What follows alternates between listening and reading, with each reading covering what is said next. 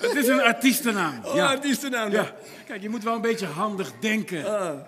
Mensen komen niet kijken naar Lodewijk de Rietblazer uit de West. Je moet het een beetje sexy voor ze maken, toch? Een beetje sappig.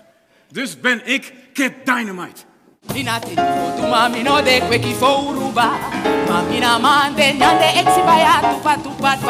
En hij schreeuwt door zijn saxofoon. Hij schreeuwt, of hij het weet of niet. Hij schreeuwt dat hij van mij houdt.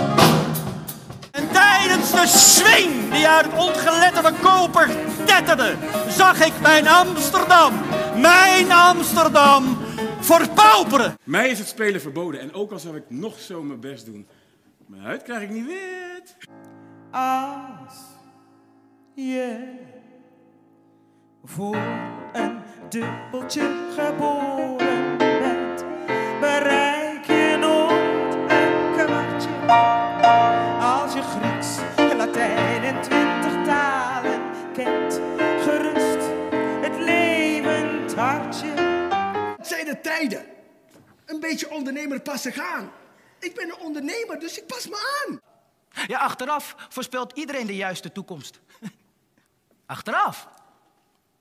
Na de bevrijding.